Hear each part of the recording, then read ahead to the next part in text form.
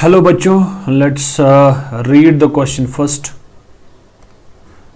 When a car is approaching to the observer, the frequency of horn is 100 Hz.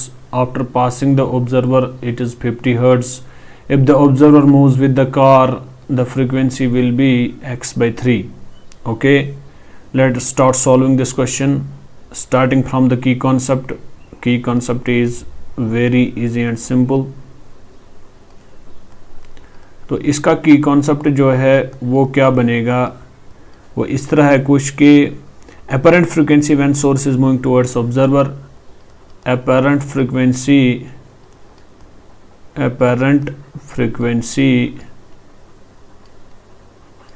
when source is moving towards observer. When source is moving towards observer, what will be the apparent frequency?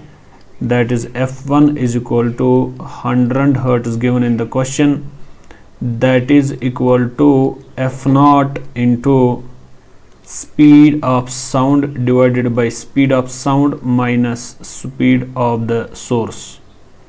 Okay, तो यहाँ पे हम f0 को लिख सकते हैं, ये frequency of observer है. f0 जो है this is the frequency of observer, ये ओरिजिनल फ्रीक्वेंसी है. c is the speed of sound, c is the speed of sound. Also vs is the speed of source. आगे बात करते हैं.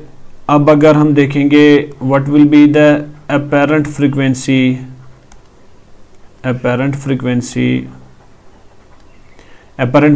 when source is moving away from the observer. When source is moving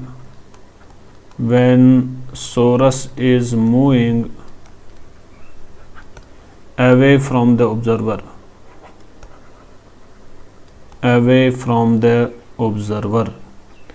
जब source observer से दूर भागेगा उस time पे अपरेंट फ्रीक्वेंसी किसके बराबर आ जाएगी, उसको हम f2 नाम देते हैं. That is given in the question, वो 50 हर्ट्ज के बराबर है. That will also be equal to frequency of observer f0 into c divided by speed of sound plus velocity of the source. चलिए, तो अब हम इसके साथ आगे बढ़ेंगे. तो हम क्या करेंगे, क्या हम ये कर सकते हैं, इसको हम इक्वेशन 2 नाम देंगे और पिछली वाली को इसको हम इक्वेशन 1 नाम देंगे. तो डिवाइड करेंगे इक्वेशन फर्स्ट को इक्वेशन सेकंड के साथ. Divide first equation by second equation, तो क्या आएगा answer, this is f1 upon f2, this will be equal to 100 upon 50. This is equal to 100 के केस में यह था हमारा f0 into c divided by c minus vs.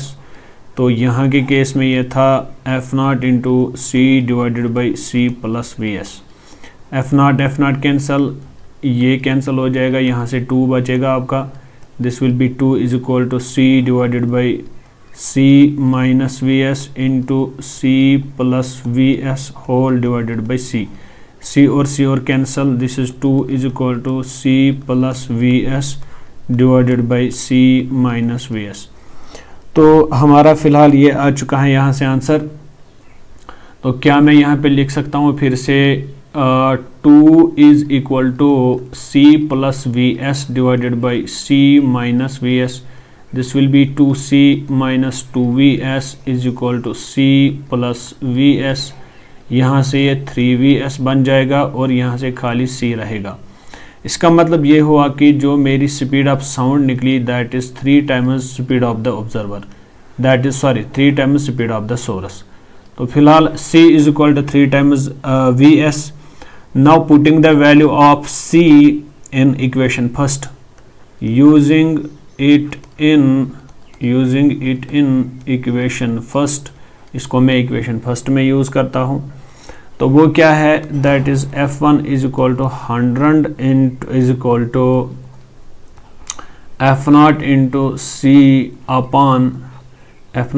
C upon C minus VS था यहाँ पे। तो डाल दीजिए, आप वैल्यू डाल सकते हो, यानी आप C का वैल्यू यहाँ पे डाल दीजिए। This is 100 is equal to F0 into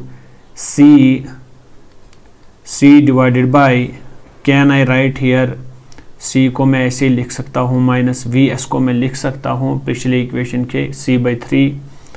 तो क्या मैं इसको लिख सकता हूँ C/3 यहाँ पे, this will be equal to 100 F0, this is 3C minus C, this is 2C/3, यानी ये ऊपर 3C बनेगा, यहाँ नीचे 2C बनेगा।